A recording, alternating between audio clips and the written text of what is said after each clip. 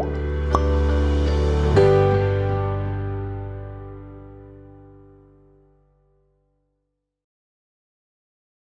Friends, welcome to coaching वाला। और आज हम शुरू कर रहे हैं अपनी प्राइम मिनिस्टर सीरीज का लेक्चर 3, जिसमें हम कवर करेंगे पॉलिटी और कॉन्स्टिट्यूशन रिलेटेड क्वेश्चंस जो प्राइम मिनिस्टर ऑफ इंडिया के टॉपिक से आते हैं। आज का ये वीडियो देखने के बाद आपके सारे पॉलिटी और कॉन्स्टिट्यूशन रिलेटेड क्वेश्चंस जो कि एग्जाम्स में पूछे जाते हैं कवर हो जाएंगे। इससे पहले हम ऑलरेडी 2 पार्ट्स में प्राइम मिनिस्टर्स की लिस्ट और उनसे रिलेटेड सारे टेक्निकल और एनालिटिकल क्वेश्चंस एक जगह कवर कर चुके हैं। अगर आपने वो वीडियोस नहीं देखे हैं तो आई सजेस्ट कि आप पार्ट 1 और पार्ट 2 हमारी प्राइम मिनिस्टर सीरीज का कवर कर लीजिए, जिसमें हमने सारे के सारे एनालिटिकल क्वेश्चंस, उनके रिलेटेड लिस्ट और सारे के सारे ट्रिक क्वेश्चंस कवर किए हैं। उनका लिंक मैंने नीचे डिस्क्रिप्शन में दे दिया है और आई बटन में भी आपको उनकी डिटेल्स मिल जाएगी। Let's start with our part 3 of prime ministers of India regarding polity and constitution related questions. So we will be starting our presentation here, Prime Minister of India Part 3, जिसमें हम आज discuss करेंगे prime minister और council of minister से related questions और polity और constitutional aspect क्या कहता है, देखेंगे concept analysis and trick questions asked in exams. So prime minister important question asked, these questions are asked very frequently. ये सारे वही क्वेश्चंस हैं जो कि कहीं ना कहीं किसी ना किसी एग्जाम में पूछे जाते हैं और कंसेप्ट क्लियर करने के लिए भी पॉलिटी एस्पेक्ट से बहुत इंपॉर्टेंट है। सो इंडियन कॉन्स्टिट्यूशन कहता है, मैंने यहाँ पर 3 पॉइंट्स मेंशन किए हैं। Indian constitution that is parliamentary form of government provide करता है और ये ब्रिटिश पैटर्न पर हमने लिया है, यानी कि प्राइम मिनिस्टर्स की जो पोस्ट है वो हमने ब्रिटिश पैटर्न पर ली है। और इंडियन कॉन्स्टिट्यूशन में पार्लियामेंट्री फॉर्म ऑफ गवर्नमेंट के अंडर प्राइम मिनिस्टर की पोस्ट आती है। और ये अगर क्वेश्चन आए कि ये पैटर्न हमने कहाँ से लिया है, तो ये ब्रिटिश से लिया है। सो ब्रिटेन की जो गवर्नमेंट फॉर्म ऑफ गवर्नमेंट है उससे हमारा पूरा parliamentary form of government inspired है। द ओनली डिफरेंस इज कि यहाँ पर प्रेसिडेंट होता है और वहां पर क्वीन और किंग होते हैं, जिनके अंडर में प्राइम मिनिस्टर काम करते हैं। तो पार्लियामेंट जो सेटअप होती है वो ब्रिटिश पैटर्न के अंडर में होती है। Next, if compared it is equivalent to the post of president presidential form of government. तो देखिए यहाँ पर एक ट्रिक क्वेश्चन बन जाता है कि जो हमने पार्लियामेंट्री फॉर्म ऑफ गवर्नमेंट देखी है जिसमें प्राइम मिनिस्टर एक पोस्ट है, वो बेसिकली ब्रिटिश पैटर्न से सेटअप लिया है। लेकिन अगर ऑप्शंस में कंपेयर करने के लिए आए that if compared it is equivalent to the post of president in US. तो अगर ये क्वेश्चन आ जाए कि प्रेसिडेंट इन यूएस जो है, जो कि प्रेसिडेंशियल फॉर्म ऑफ गवर्नमेंट है यूएस में, उसकी पावर्स या उसकी पोजीशन इंडिया में किसके इक्वलेंट है, तो ये ध्यान रखना है कि वो प्रेसिडेंट ऑफ इंडिया के इक्वलेंट नहीं है, वो प्राइम मिनिस्टर ऑफ इंडिया के इक्वलेंट है। सो यानी कि प्राइम मिनिस्टर ऑफ इंडिया जो है वो पावर्स के कंपैरेटिव में प्रेसिडेंट इन यूएस जो है उसके इक्वलेंट है, ना कि president of India is equivalent to president in US, ऐसा नहीं है। So next, council of minister headed by prime minister, real executive authority. So देखिए प्रेसिडेंट ऑफ इंडिया जो है वो कॉन्स्टिट्यूशनल हेड है, सुप्रीम हेड है इंडिया में। बट अगर देखा जाए कि रियल एग्जीक्यूटिव जिसे कहते हैं हम, वो रियल एग्जीक्यूटिव कौन है, यानी कि एक्चुअल पावर्स यहां पर किसके पास है, वो है काउंसिल ऑफ मिनिस्टर्स के पास, जो कि प्राइम मिनिस्टर हेड करते हैं। Constitutional head, nominal head of state, कभी भी क्वेश्चन आए तो ऑब्वियसली वो प्रेसिडेंट होंगे। सो कभी भी क्वेश्चन आए कॉन्स्टिट्यूशनल हेड या नॉमिनल हेड ऑफ स्टेट कौन है, तो वो ऑब्वियसली प्रेसिडेंट है। लेकिन real head, chief executive of government, acting head of government, ये 3 टर्म्स कहीं आए तो प्राइम मिनिस्टर है। तो देखिए मैंने इसीलिए यहां पर वो टर्म्स मेंशन कर दिए हैं जिनके बेसिस पर एग्जामिनर आपको कंफ्यूज करने की कोशिश करता है या क्वेश्चन पूछने में ट्रिक अप्लाई करता है। तो constitution, nominal head president, real head chief executive of government या एक्चुअल हेड ऑफ गवर्नमेंट, ये आए तो प्राइम मिनिस्टर।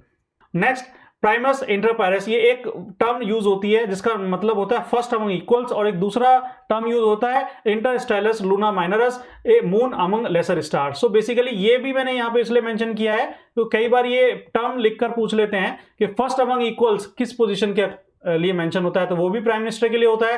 अ मून अमंग लेसर स्टार्स, ये किसके लिए यूज होता है, तो ये भी प्राइम मिनिस्टर के लिए यूज होता है। तो ये टर्म्स ऊपर से लेकर नीचे तक कहीं भी आपको दिखें तो आपको वहां पर टिक करके आना है prime minister of India. In terms को एक जगह हमने इसलिए मेंशन किया है। Next, prime minister is. So basically इस स्लाइड में मैंने वो सारे क्वेश्चंस का वन लाइनर में कवर किया है जो कि अक्सर रेगुलरली एग्जाम्स में पूछे जा रहे हैं। सो prime minister is third in order of precedence, यानी कि वरीयता क्रम के हिसाब से अगर हम देखें तो प्राइम मिनिस्टर को थर्ड पोजीशन मिली है, थर्ड है वो वरीयता क्रम के हिसाब से। उनसे पहले हमने प्रेसिडेंट और वाइस प्रेसिडेंट की वीडियो में देखा था, तो प्रेसिडेंट सबसे फर्स्ट नंबर पर आते हैं, फिर सेकंड पे वाइस प्रेसिडेंट और थर्ड पर prime minister of India. But most powerful person in terms of power. So अगर हम फंक्शंस ऑफ पावर के हिसाब से बात करें, जैसे कि हम पिछली स्लाइड में देख चुके हैं, तो सबसे ज्यादा रियल एग्जीक्यूटिव हेड और मोस्ट पावरफुल पर्सन कौन है, वो है prime minister. The head of the government of India, head of council of ministers. So basically ये भी एक टर्म्स आती है, इस तरह से क्वेश्चन पूछे जाते हैं कि which among the following is correct for the prime minister of India, उसमें ये टाइप टर्म्स मेंशन कर दी जाती है,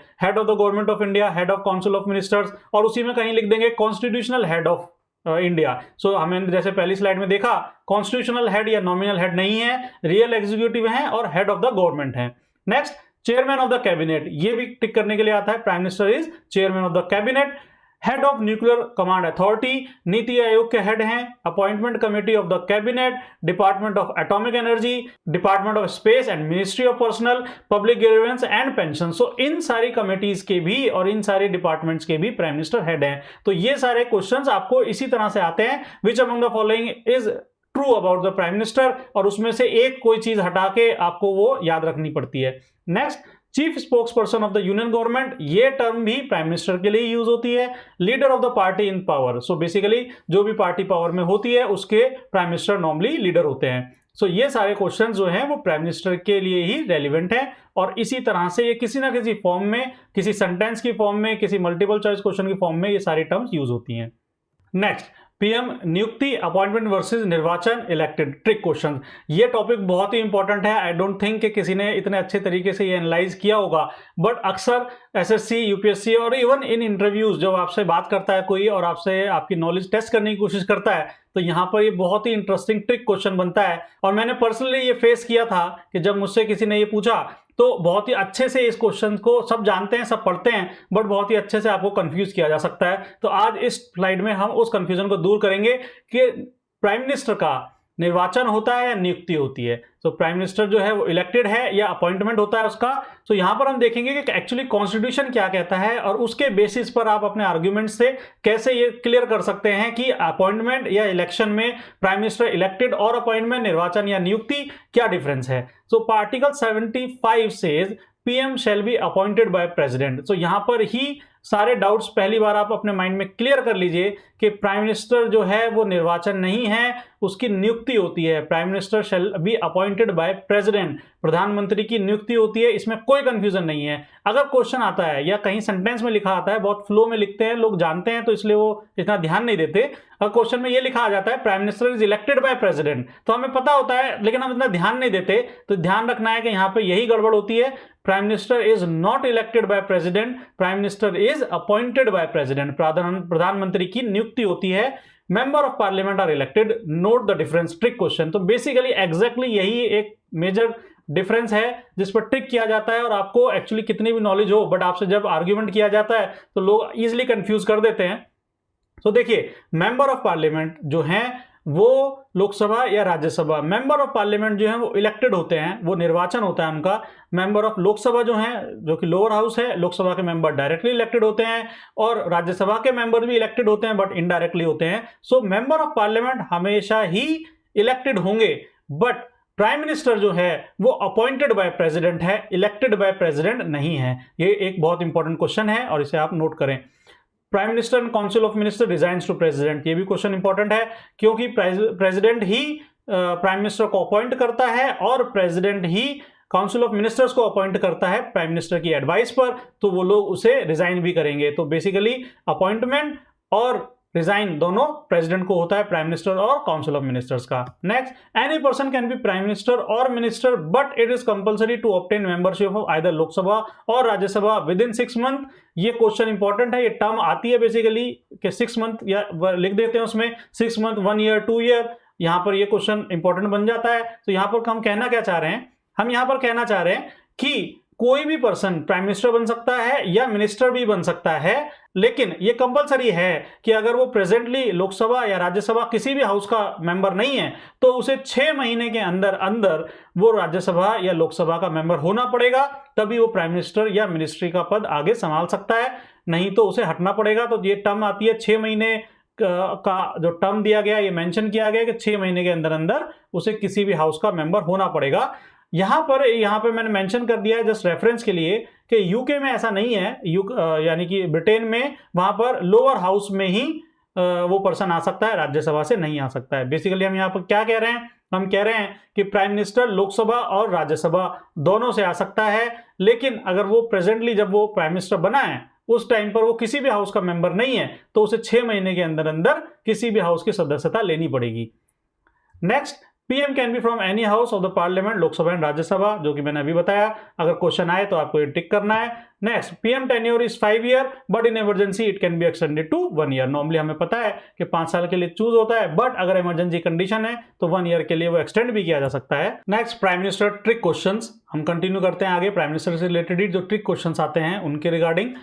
as limit, no upper age limit. So देखिए, अपर एज लिमिट कुछ नहीं है, हमने पिछली स्लाइड्स में देखा था। प्राइम मिनिस्टर सबसे ओल्ड एज में प्राइम मिनिस्टर बनने वाले मोरारजी देसाई, वो 81 ईयर में ओल्ड एज में सबसे बने थे, तो अपर एज लिमिट कुछ नहीं है। बट ट्रिक क्वेश्चन जो बनता है वो बनता है lowest age to become prime minister से, उसे भी हम अच्छे से एनालाइज करेंगे आज। Minimum age to be prime minister is 25 और 30 ईयर्स, ये दोनों के दोनों ऑप्शंस आते हैं।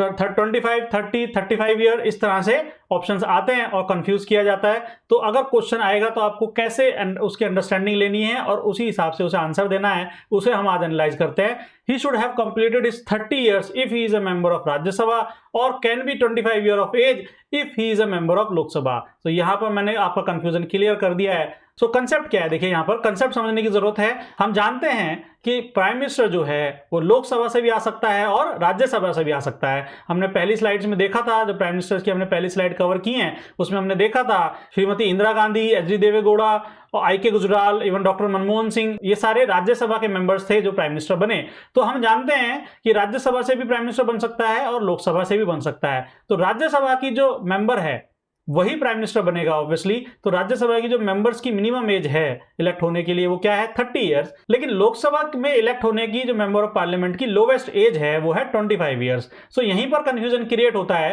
कि lowest age of prime minister अगर क्वेश्चन आता है तो क्या टिक करना है आपको। क्वेश्चन कभी भी आए minimum age to be PM is, तो वो 25 ईयर है। सो क्वेश्चन अगर ये आएगा कि minimum age to be PM, तो वो आपको 25 ईयर्स टिक करना है। लेकिन आपकी अंडरस्टैंडिंग और कंसेप्ट के लिए मैंने बता दिया है कि आप क्वेश्चन को अपने हिसाब से एनालाइज कर सकते हैं। अगर प्राइम मिनिस्टर राज्यसभा से है तो उसकी मिनिमम एज कितनी होगी, वो ऑब्वियसली क्योंकि वो राज्यसभा से है और राज्यसभा के मेंबर्स की जो मिनिमम एज है वो 30 इयर्स होती है, तो उस केस में वो 30 इयर्स होगी। लेकिन अगर क्वेश्चन आए डायरेक्टली सिंपल ऐसे क्वेश्चन आए that minimum age to become prime minister is, तो वो आपको 25 ईयर टिक करना है। Next, no clear qualification mentioned for PM, but we can say that same as Lok Sabha member and Rajya Sabha member qualification will be PM qualification. So basically, Prime Minister के लिए specifically कहीं के qualifications का detail नहीं लिखा हुआ है, लेकिन जैसे कि हमने पहले देखा पहले वाले पॉइंट में कि प्राइम मिनिस्टर जो है वो लोकसभा या राज्यसभा का मेंबर होता है। तो जो लोकसभा मेंबर के लिए क्वालिफिकेशंस हैं और राज्यसभा मेंबर्स के लिए क्वालिफिकेशंस हैं, वही हम कह सकते हैं कि प्राइम मिनिस्टर्स के लिए भी क्वालिफिकेशंस हैं। Next, there is no salary to the post of PM. He received the salary as member of parliament. So ये इंपॉर्टेंट चीज है, प्राइम मिनिस्टर को प्राइम मिनिस्टर पद की, प्रधानमंत्री को प्रधानमंत्री पद की कोई सैलरी नहीं मिलती है, उन्हें सैलरी मिलती है मेंबर ऑफ पार्लियामेंट होने की। सो एमपी एज ए एमपी, क्योंकि वो लोकसभा के मेंबर हैं या राज्यसभा के मेंबर हैं, उन्हें एज ए एमपी सैलरी मिलती है। और प्राइम मिनिस्टर के पोस्ट की स्पेसिफिक कोई सैलरी अलग से नहीं मिलती है, लेकिन पर्क्स एंड अलाउंसेस जो भी हैं वो उसी हिसाब से उस पोस्ट के अकॉर्डिंग उन्हें मिलते हैं। बट अगर हम कहें कि सैलरी प्राइम मिनिस्टर को मिलती है, वो प्राइम मिनिस्टर पोस्ट की है, तो नहीं, वो मेंबर ऑफ पार्लियामेंट होने की उन्हें सैलरी मिलती है। So considering this topic is very long, हम next part में cover करेंगे Prime Minister of India to be continued, part 4.